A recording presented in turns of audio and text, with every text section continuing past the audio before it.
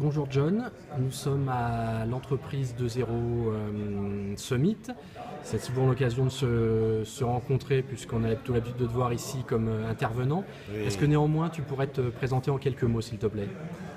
Oui, je m'appelle John Husband. Je suis un des partenaires d'Anthony dans ses caprices chez le Sherry-But. Tu veux recommencer? Non. Je suis management consultant, techno-anthropologue. J'écris des essais et des billets de blog des fois. Je donne des conférences. Je suis quelqu'un qui m'intéressait à la sociologie et structure des organisations maintenant depuis 40 ans, à partir de mes premières études à l'université. Et je trouve que ces jours-ci, c'est une période très, très intéressante, une shift épocale dans les activités, les dynamiques, les structures des organisations. Alors, je me présente dans ce milieu. D'accord. Tu es connu pour avoir inventé un concept, il y a bien une quinzaine d'années maintenant, qui s'appelle Hierarchy. On en a pas mal parlé ces derniers temps, enfin depuis 2 jours là dans les sessions. Est-ce que tu peux nous expliquer en quelques mots ce concept de Hierarchy? Oui, bien sûr.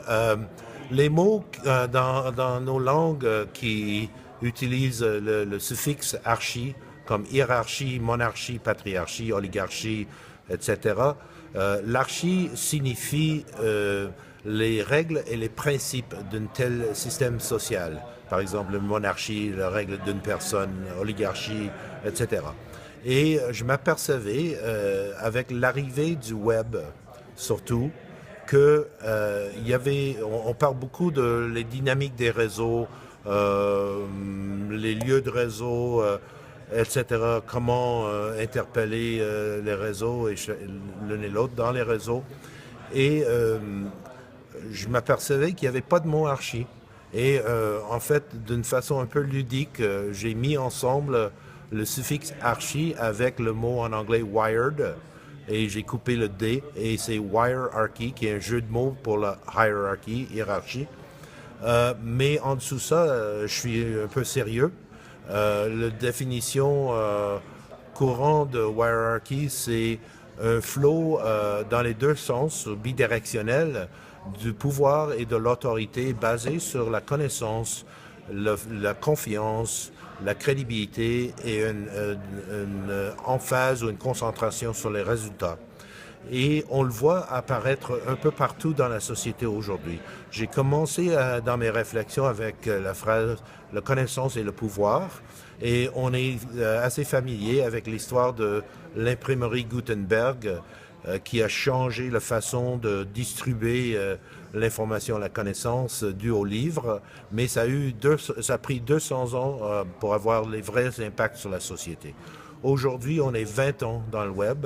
Si on croit que le Internet Time fait une réduction de 10 fois, c'est plus ou moins on schedule. Et nous commençons maintenant à voir apparaître partout les impacts de ces échanges transversales, horizontales, et pas cette référence continuelle à une autorité supérieure à nous qui est dans un arrangement vertical. Alors le hierarchy, c'est fait pour comment va fonctionner, quelles sont les règles et les principes pour l'ère interconnectée. D'accord.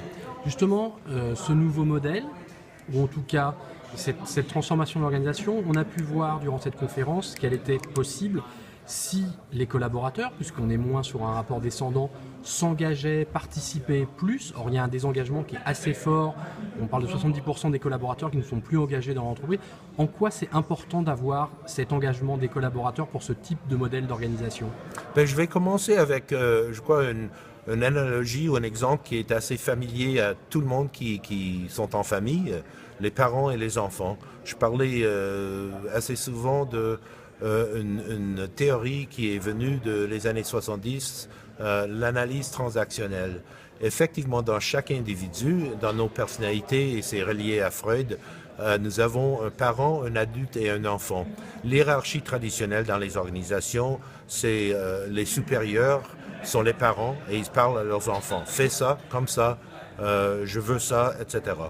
Mais en réalité, dans un monde beaucoup plus lié, interconnecté, où les flots d'informations sont horizontales, transversales, on demande, et ça va exiger des relations entre deux adultes.